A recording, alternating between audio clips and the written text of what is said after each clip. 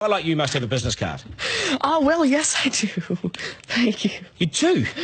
At 13, you have your own business card. Okay, that's a nice start. I'll get in touch with you later. Sure. What do you do? Oh, well, mainly, I like to call myself a software and cognitive developer because I love developing with cognitive computing and artificial intelligence.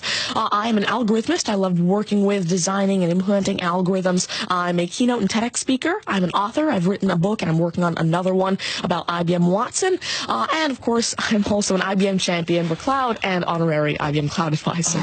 Where did I go wrong? Someone just get me the flannel card down. Do you go to school? Well, I'm currently homeschooled in grade 8, going to grade 9 now. Wow. Okay, so your bright artificial intelligence is taking over the world. Is that fair to say?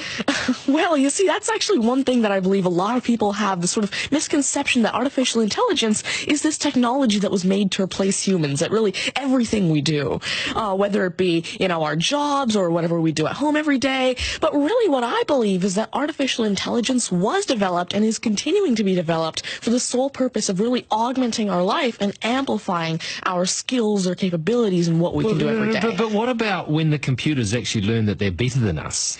Well, you see, that's sort of called a singularity of artificial intelligence, at which point artificial intelligence has surpassed human intelligence to the point that we cannot control it.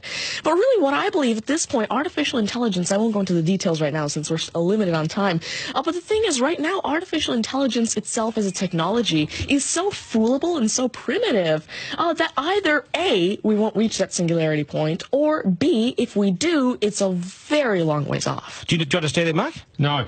I couldn't. I wanted to take notes for the exam at the end of it. You lost them in the first sentence. Could I perhaps offer you a golf ball?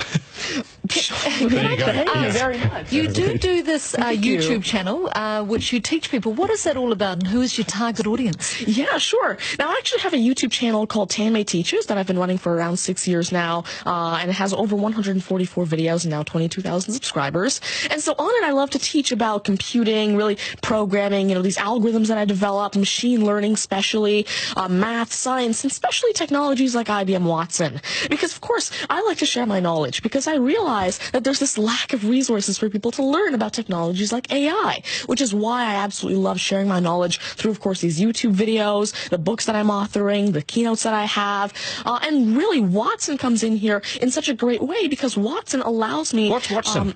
Sure. Mark thinks he's a golfer, but what is Watson? Now, IBM Watson is essentially a cognitive system that allows developers to incorporate cognitive and machine learning into their applications without having to code in the actual intelligence. And what this means is that, of course, right now, really one of the main reasons developers aren't incorporating more machine learning into their apps is because it's so hard to do. It's really difficult to incorporate intelligence because... I'm going to take this somewhere else, this interview. Has the Homeschooling Association of the World got hold of you as their front person? Well, there is actually a Homeschooling Legal Defense Association, I believe, HSLDA in Canada, and I actually had a keynote for them last year in Niagara Falls. You're the poster boy for homeschooling, aren't you?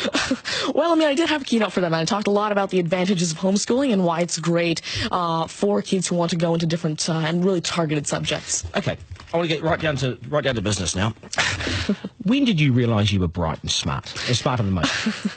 Well, I originally started coding when I was 5 with simple languages like Fox Pro and Batch. But eventually, at 9 years old, I had my very first iOS app accepted into the Apple App Store called T-Tables. But did your mum and dad do something to you between 0 and 5 that plugged you into the wall? What did they do to you? At 5, you were Are you smarter than your mum and dad, by the way?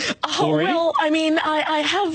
my dad used to work as a computer programmer, but he used to work with, simple, regular programming languages like Fox Pro, Batch, a little bit of C, etc. But you see, now I'm really interested in artificial intelligence and how it can actually be implemented on all these different platforms. You'd be a nightmare to teach. You'd be an absolute nightmare to teach, wouldn't you? Because you'll be smarter than the lecturers. I ever want to get in an argument with you, ever.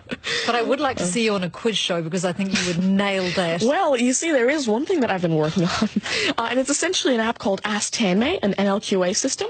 And so essentially it's a system that can take your natural language questions and answer them for you using Watson and artificial intelligence. And actually, the original reason why I made Ask Tanmay, there's an Indian version of the Who Wants to Be a Millionaire show called KBC, which I originally wanted Ask Tanmay to play. So that actually ties in quite a bit with what I wanted to do. It's nice to see you. Do you get, because you're homeschooling, you wouldn't go to school dances and things like that, would you? School socials and things? Do you Oh, well, I actually used to be regularly schooled until grade 6. Right. Then I became homeschooled, and so, of course, I still do have my This is friends still from a school. victory for public schools. Take that golf ball Yep. and bring it back to me when you've actually worked out a way in which it'll always go straight. Because I think you could do it. Technically, using a genetic algorithm or something. I knew there'd be an answer. I knew there'd be an answer. Hey, it's brilliant to meet you. You're a complete inspiration. Thank you. And I hope my son was watching, a 7-year-old son. Message to Buster Gunn, you got work to do, mate. Do your homework, and we've got to sharpen things up. Nice to see you. Thank you very All much. the very best. Thank You're you. amazing. Thank you. You're amazing. Okay, news is next, and then we are joined by today's panel, which won't be as smart as this guy, but they'll still be good, and we will head back to the beach as well for a game of 9 and 10. So much pressure now on the contestant in 9 and 10 just to rip through it and get it right. It's coming up after 8.